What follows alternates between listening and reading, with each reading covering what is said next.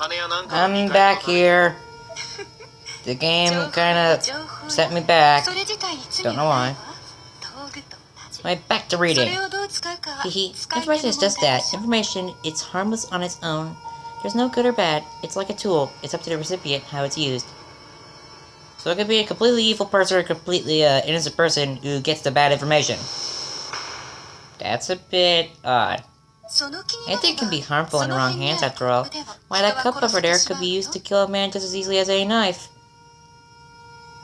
I'm now terrified of cups. I now have a rational fear of cups now. The heck it could. It's baloney and you know it. Ayumi, do you agree? Aiko, I'm sorry, but I hate the way you think. I feel it's irresponsible. Her expression remained calm and collected overall, but her eyes blinked several times in rapid succession. It was the first outward sign of emotion we'd seen for her. Possibly the last. Well now, it seems I've come to be regarded as something of a villain. Here, I can't say this is new or unexpected, but it never ceases to be disheartening. Aiko quickly shrugged off her sudden outburst, and was back to her usual icy self. It doesn't matter now. Anyway, we destroyed Heavenly Host. It's gone. An awkward tension filled the room, or at least our table. Let's get down to business then. There's a reason I sought you out. Something I want to discuss with you. Aiko produced a thick, hard-bound file folder from the light blue bag she brought with her. She opened it to reveal several documents of a questionable nature. Among them were what looked like to be a family tree, as well as numerous pages featuring black magic symbology or images that looked like tree branches. Black magic spell charts? And is that the Shinozaki family tree? You may find what I'm about to tell you a bit shocking.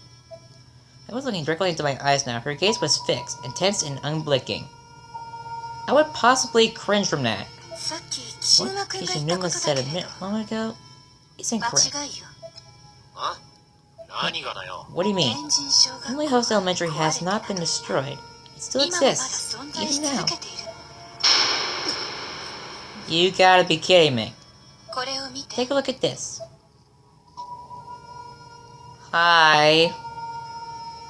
Aiko placed a black and white photo on the table. It wasn't the clearest of pictures, but there was no doubt that the location it depicted was Heavenly Host Elementary. Picture, a small girl could be seen standing in one of those all-too-familiar hallways, holding a hatchet in her right hand. She's possibly targeting me, guys. It's Heavenly Host. Where did this come from? We have confirmation, then. It's a photograph I've taken. I didn't have the power to produce a clear image, but this is the current state within Heavenly Host. Why is it still there? I thought it was destroyed. I don't understand. What am I looking at?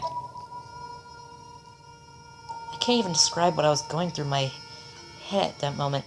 I felt like I was about to burst. Aiko, however, remained calm as ever while recounting her story. Let's start at the beginning. First, the red box from yesterday. After some time, I was able to open it, and I found these spirit items contained within. The box I found on Makina's futon. Inside it were apparently 2 stones resembling makatama, commonly ceremonial objects from Japanese antiquity. Also included in the box were several more roughly honed stones, as well as a lining among the edges consisting of crumpled pieces of thin white paper. Unfortunately, most of the box's contents were broken or damaged. This pair, however, was still fully intact. They looked almost like a demented version of yin and yang symbols, puzzle pieces that were clearly built to be slotted together. Isn't that the text advancement icon, which is right there on bottom right? Aiko now held 1 stone in each hand. It was motioning them toward one another as if to drive that point home. Spirit items are, in the simplest terms, items which have been infused with the thoughts and feelings of the dead. So that means a spirit lives in them. Great! Just think, if my bed has a spirit in it, I'm probably going to be killed in my sleep. Those who bear such objects will be visited by the spirits within them, or at the very least be forever privy to their memories and earthly laments. It's a wonderful thing. You're kinda giving me nightmares. I may not quite look the part, but I'm actually quite an avid collector of spirit items. You don't say. You don't say. Oh wait, you did say. Hishinuma and I briefly locked eyes again. We shared the same look of bewilderment. Aiko's personality was much more twisted than either of us had initially perceived it to be. You don't say. I tried to get a fix on this little girl's thoughts, and in doing so, I heard a vengeful cry, and saw an image of a girl with braided hair in an abandoned school building. My curiosity having been piqued, I took out this camera. At this, she raised an old instant camera and placed it on the table in front of us, and tried to take a photo of the image in my mind. The result is that shot. Wait, you took a photo of an image in your head? That's, top level sorcery right there. This particular spirit I am only allows me to produce images from the exact moment in time when a picture is taken. The past and future alike are beyond its reach. Okay. I examined the photograph in greater detail, and a chill ran down my spine. There was absolutely no denying what I depicted. No. I was actually shaking. Without Sachiko Shinozaki, the school should have collapsed. It should have ceased to exist as soon as we escaped. I believe the collapse was halted. Perhaps right on the brink, even. Maybe because of the person to whom that voice I heard belongs. Aiko motioned toward the photo in my hand. It could even be the girl in that picture. I wonder who she is. The answer was beginning to dawn on me. A sudden cold sensation exploded in my body and I shuddered, as if trying to shake off the encroaching realization. You really think that place is still around? Yoshiki, you need to calm down. Don't curse a lot. Because then I can't read the dialogue. Hishinuma leaned forward. The conversation was clearly beginning to engage him a lot more than it had been. Obviously. Heavenly Hills Elementary, or rather, the dimensional space that took on the form of Heavenly Hills Elementary, fascinated me from the moment I introduced it to Naho. I began to research it independently and learned that its true identity is, well, something like a new Nirvana, a netherworld, or hereafter, an otherworldly place of death. Or otherworldly planet death. And death is right. At least 100 people died there, I think. Could be more.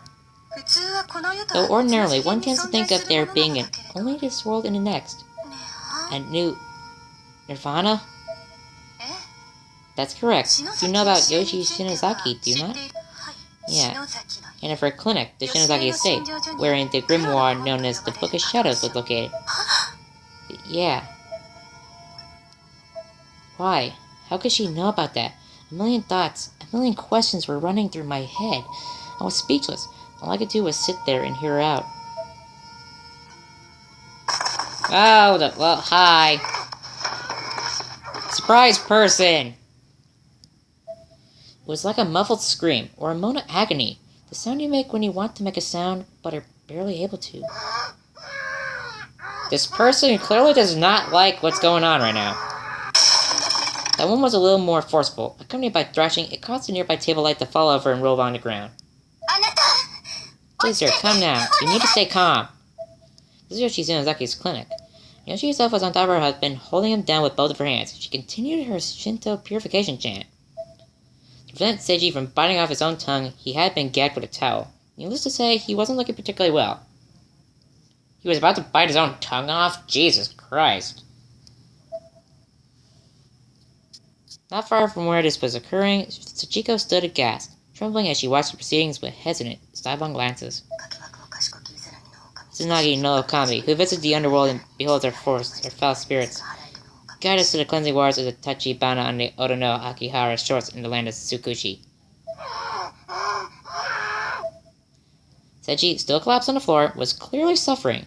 His body was bent to a most unnatural shape, and he was fervently clawing at his neck. I hate to look at what he looks like now. See, in the name of the divine virtues of the gods gathered here, to wash away the sins we've committed and the impurities that dwell within our minds and bodies.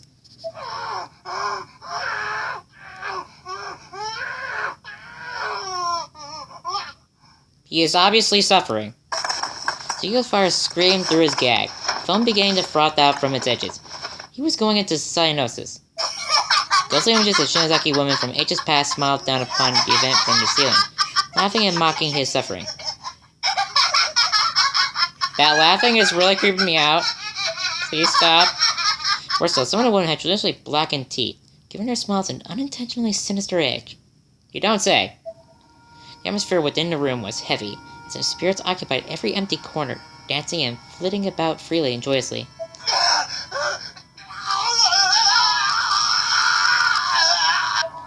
Sechi's body sharply bent and began convulsing. I do not even want to think what that looks like. Come to this world. What's doing this Akame of Haruito? Here, stay with me, dear! I beg of you, please do not take him. Her great-grandmother, Sira, the head of the Shinozaki family, was among the black-teeth women laughing joyously at Sechi's suffering.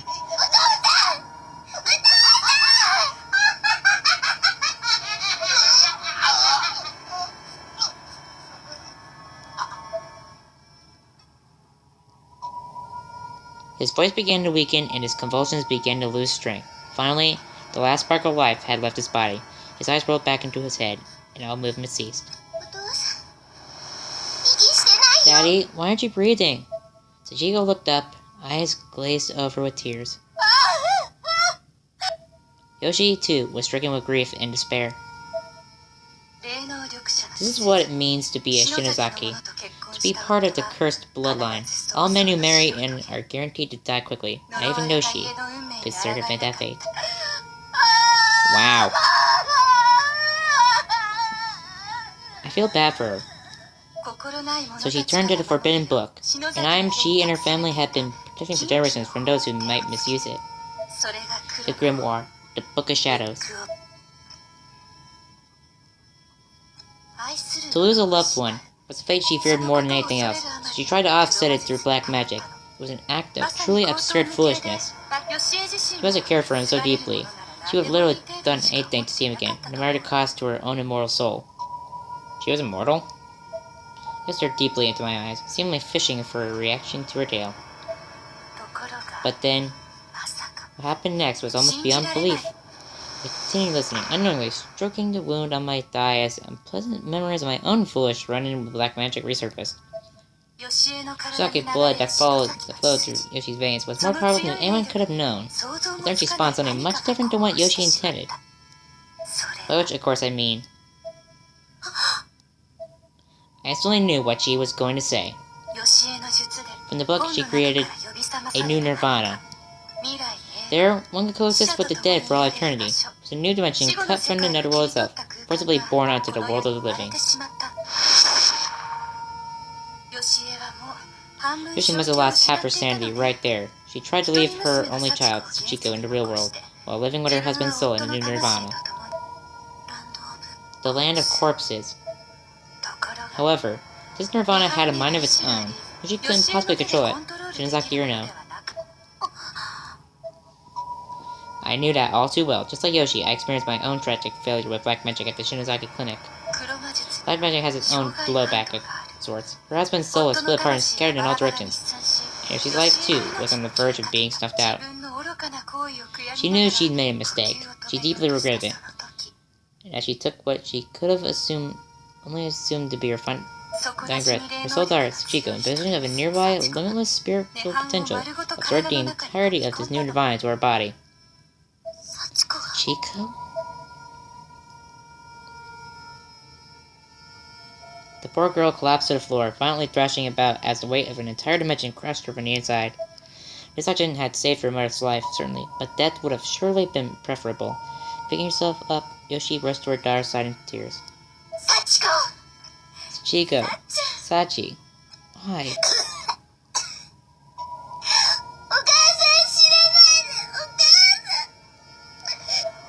Both parent and child were bawling, pain mixing with relief mixing with pain again.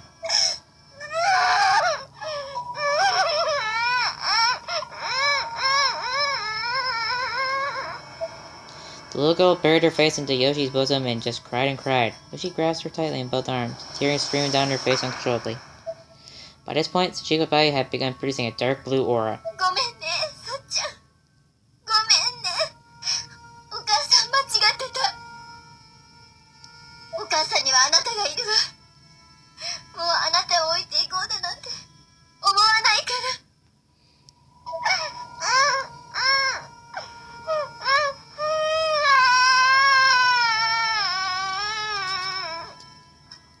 I'm gonna have to be right back.